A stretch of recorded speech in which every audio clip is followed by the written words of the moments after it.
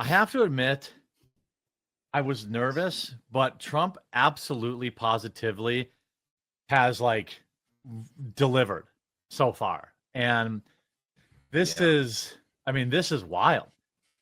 The fact that they're going to say, well, any DEI, no longer promote DEI to its contractors, but they're going to stop short of banning it, likely because of potential legal issues.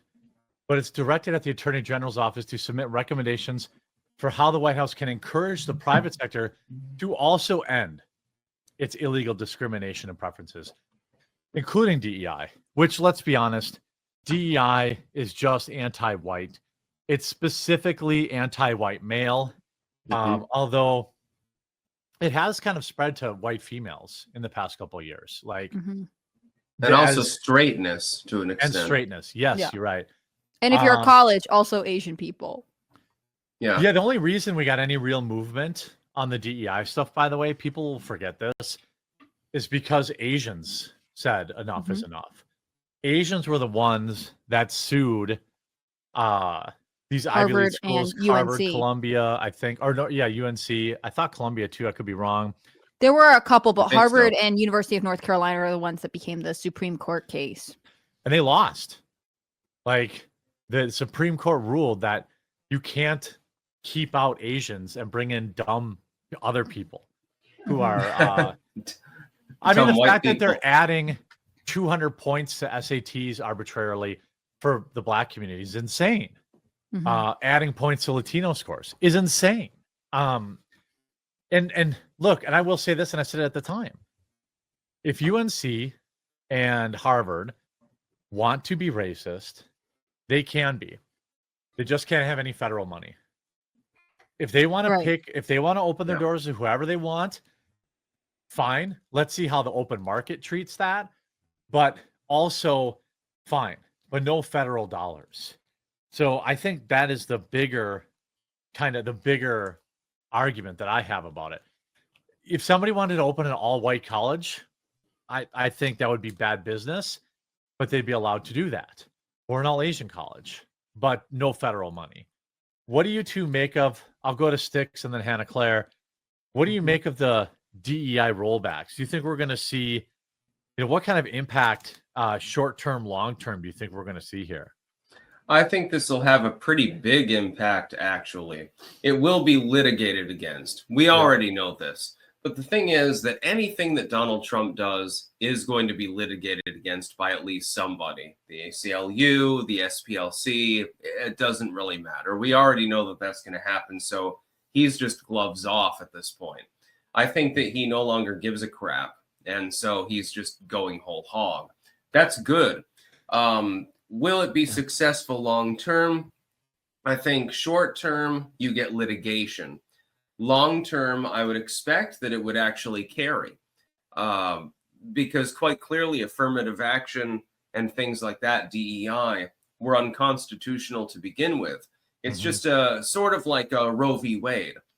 It was always unconstitutional and breached the 10th Amendment. You might have thought it pragmatic back in the 1970s, but it quite clearly violated the law. It was reconsidered. It was thrown out. I think that this ends up before the Supreme Court. What do you think, Hannah Claire? I think Styx is right. And I actually think this is something we're seeing with a lot of Trump first day 1, day 2 initiatives. I mean, he signed that measure ending birthright citizenship. I'm sure that's going to be battled out in court. But I think there is this nice boldness and this nice activeness to the way they're saying, like, we're going to start aggressive and have you guys fight us on it. Because I think so often there's sort of this fear with the right-leaning politics to try and compromise, and they don't want to make the left mad, and it's never worked. With this specifically, closing the federal DEI offices, it does seem like it's a combination of the backlash to DEI propaganda that we've seen, but it also seems like it goes hand in hand with the Doge mission becoming more efficient as a government. It never really made sense to me that, the FBI has a DEI department. Like, why? And there are so many places where it's like, you have these sort of cushy bureaucratic jobs. To what end? Like, are you actually serving the people efficiently that way?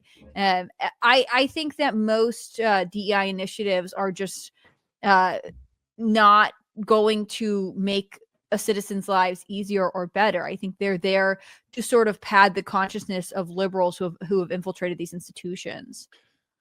I think part of that too is colleges churned out all these experts in diversity, equity, and inclusion, and they had to go somewhere. Mm-hmm. And so there was I think, an effort to kind of push this need for it.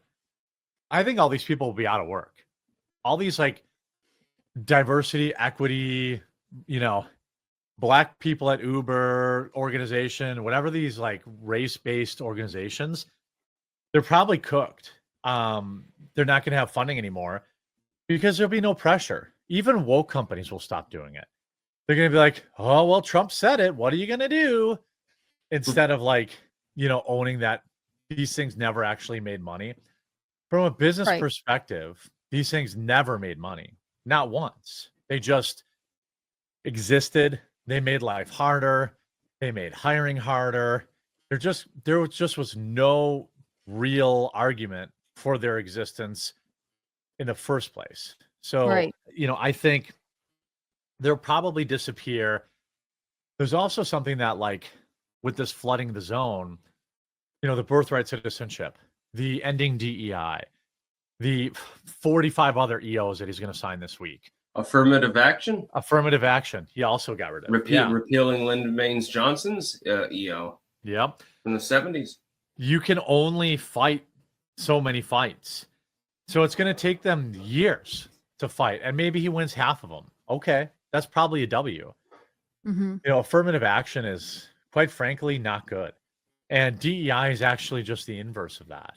Mm-hmm. Affirmative action says you must hire Blacks and Latinos and whatever. And DEI says you must not hire whites.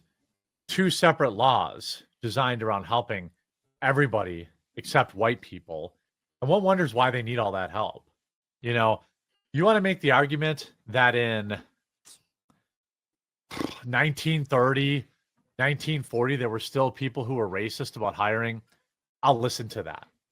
But this is 2025. People are hiring the person who's the best for the job. And if a Black person is not the best person for that job, then whoever didn't hire them is actually an idiot. But the amount of actual racism in hiring is minuscule. And getting rid of these, along with other insane regulations, is quite frankly just a net positive. Yeah, that's one thing that people need to understand. The government promulgates racism. Mm-hmm. In the private industry, you're going to hire the person who can work best at the job. So if you believe that all people are created equal, as Abe Lincoln would say, then you're going to have men, women, straights, gays, Black, white, Latino, Asian, and so forth. And it's just going to be a meritocracy. The government is the only one that promulgates racism at this point. Private industry does not care. No. If I have a business, I don't care if 100% of my employees are Black lesbians. Me either. As long as they're doing their job, it's perfectly fine. Hey, I hired a furry, so I don't care. If you do the job the best at the lowest price, you're getting the job. Well, and that's something I think that's been artificially inflated by the government. I mean, there were so many contracts awarded if you had a project led by a person of color, or if you whatever. It was woven into the fabric of what a lot of companies were bidding on doing. And so they look at it as a means to the end. Like, yeah, maybe that person's not as productive, but we're able to chase this revenue stream. It's a warped market. And so they're saying, oh, it's a good thing, but it's actually just falsely held up by people who are saying you must do this. I mean, there was a lot of backlash this year because Harvard reported its lowest Black admissions class ever, like the fewest African-American students, at least in several decades. And this is largely because they were forced to look at their admissions practices through merit as opposed to race. And I thought that was the equity. I thought that's what we wanted, that everyone had equal opportunity to be judged fairly by Harvard. But actually, no, that's not what they want at all. They want some people to be able to be falsely propped up. And again, with admissions rates, you saw later that it didn't necessarily correlate to graduation rates. I mean, if you go to a competitive, challenging school, you have to actually be able to perform well. And I think it's similar with these federal jobs. If you have a cushy federal, job in charge of diversity at whatever agency, are you actually adding to the agency's bottom line? Probably not. Just like in everything. Are you the HR spokesperson? Yeah. Yeah, just like everything in business, employees do what they're incentivized to do. Businesses that's why Jeremy gives us money. That's right. I'm incentivized to give you money because you bring viewers and you make my job easier. But the fact of the matter is, like, I worked in a call center and we would always find all these crazy loopholes. And I would always tell people, don't get mad at the salespeople. Don't get mad at them. You're incentivizing them to close deals as quickly as possible, which means that sometimes they're going to cut corners.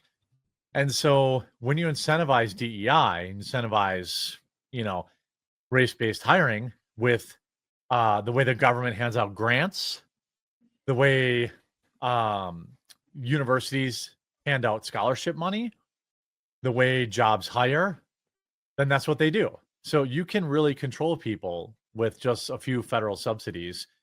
And that's what DEI really is. And I'm glad that we're seeing it end. Well, now, anytime you're reliant on government, including if you're getting a salary from the government, then you have to suck the cock of the government. Yeah. That's the whole problem. Yep. And what if all of these people had, other jobs? Like, if you are a DEI expert at the Department of Agriculture or whatever, what if you just had other skills and worked somewhere else? I mean, I feel like the market will prove either this is a necessary skill and tons of other companies will swoop in and offer these people jobs, or it's not a necessary skill, which means our workforce probably needs workers doing something else.